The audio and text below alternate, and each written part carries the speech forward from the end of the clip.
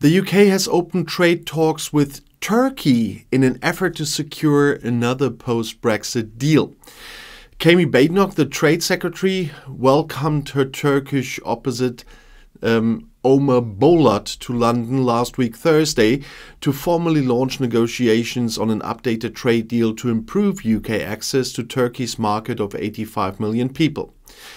The existing deal, signed in 2021, largely replicates the previous EU deal with Turkey that was negotiated in the 1990s, and the UK is now looking to, what they say, modernize the agreement with a focus on the service sector. And Ms. Badenoch said, "I'm delighted to be launching trade negotiations with Turkey, an important economic and strategic partner to the UK. We already have a thriving trade relationship that will only get stronger with a new modernized trade deal that is fit for the 21st century. An upgraded deal will give the UK's world-leading services sector a competitive edge in this growing market and has the potential to support jobs across the UK."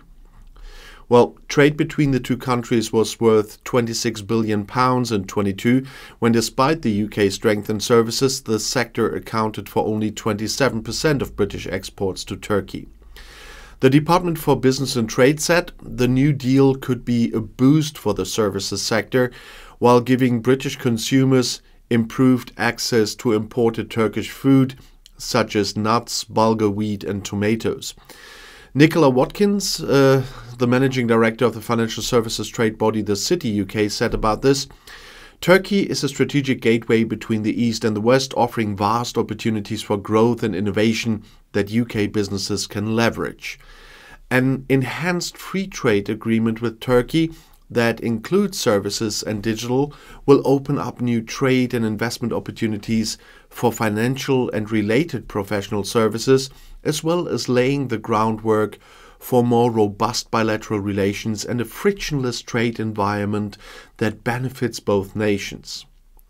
Since leaving the EU, the UK has signed 3 trade agreements covering Australia, New Zealand, and the Comprehensive and Progressive Agreement for Trans-Pacific Partnership, that's a bloc of 11 countries in the Asia-Pacific region. Negotiations remain ongoing with several other countries, including South Korea and Mexico, but progress on deals with countries such as Canada and the United States appear to have stalled.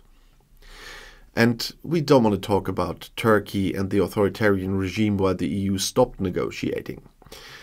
The British government also recently announced significant tax cuts. Chancellor Hunt wants to save money on social security contributions, and Great Britain is therefore taking a completely different path than my home country, Germany. Growth up, jobs up, taxes down. That's what the British Chancellor of the Exchequer, Jeremy Hunt, loudly concluded his announcement on the current budget with this slogan in the House of Commons on March 6th. His most important announcement to underline the latter goal is a reduction of social security contributions for employees and the self-employed by 2 percentage points. This would result directly in growth and jobs, according to Hunt. Lower taxes mean more energy and more dynamism. We should let people keep as much of the money they earn as possible, is what Hunt said. The finance minister has repeatedly argued in recent months that fast-growing economies such as the United States or countries in Asia are characterized by low tax rates. The state has a moral duty to reduce the burden on taxpayers.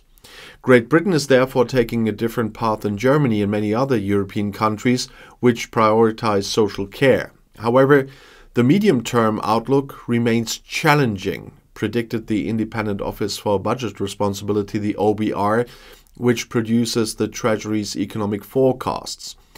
After all, the economists have slightly raised their economic growth forecast to 0.8% for the current year and 1.9% for the coming year.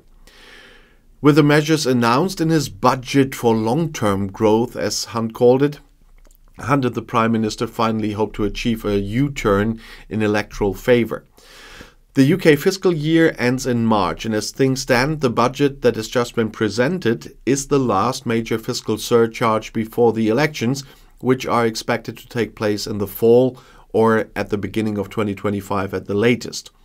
For months, the Conservative Party has been well behind the opposition Labour Party in opinion polls by around 20 percentage points. The first choice for many Conservative MPs was a cut in income tax. The announced cut in social security contributions with costs of £10 billion is not only the cheaper solution. It also fits better with Hunt's fiscal policy view that working people in particular should benefit from the measure. Landlords, wealthy pensioners and people with divided income, on the other hand, do not benefit from the move. The Chancellor of the Exchequer does not have much leeway here. The fiscal leeway is narrow. The Conservatives have set themselves the rule that national debt should fall over a 5-year period in order to limit spending. Even if this requirement is met, according to the OBR forecast, national debt will rise to 93% of gross domestic product by 2028. And this is the highest level since the 1960s. And at the same time, debt servicing has recently become more and more expensive due to increased interest rates. The planned increase in public administration spending by 1% will not be affected. Health, education and the legal system, among others, benefit from this. But Hunt made it clear that the focus should be on increasing productivity, which is now 6% below pre-COVID levels. We don't need more state, but a more productive state, he made clear. One of the measures to achieve this is to fund a major upgrade of the NHS's information technology. The revision of the rules for the so-called non-doms, that's short for non-domiciled residents or people who live and work in the country but at least officially feel at home elsewhere, should help finance the measures. And thanks to the special tax status, which dates back to colonial times and from which wealthy people in particular benefit, capital gains and assets abroad are exempt from tax in the long term. In the future, this tax advantage will be linked to residence.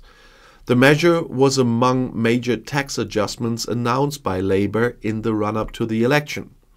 With an income of £50,000, the reduction in social security contributions, the second in 6 months, will be reflected in disposable income of £749 per year. Despite this relaxation for the majority of taxpayers, initial reactions to the budget were cautious. Social charges are just one part of the tax burden which looks bleaker, said Sarah Coles, head of private financial planning at financial services provider Hargreaves Lansdowne. With the new tax year in April, neither tax allowances nor limits will be adjusted. Given the significant inflation in recent years, this means a gradual increase in taxes. And as a result, 1.1 million people will be subject to additional taxes and 800,000 will slip into a higher tax bracket. We continue to be trapped in a zero cycle, which means we will see all of our tax bills rise over time, said Coles, and the tax burden has risen to its highest level in decades. The urgently needed expansion of infrastructure is being neglected again. That was a warning by Robin Smith, economist at the National Institute of Economic and Social Research. Given the urgent need to increase spending on infrastructure, on education and health that benefit the living standards of the entire population, short-term measures such as tax cuts do not bring long-term improvement, he says. The Employer-Oriented Institute of Directors accused the Chancellor of the Exchequer of having too little imagination when it comes to growth opportunities. This was clearly a budget aimed at mobilizing political support rather than tackling Britain's long-term economic problems.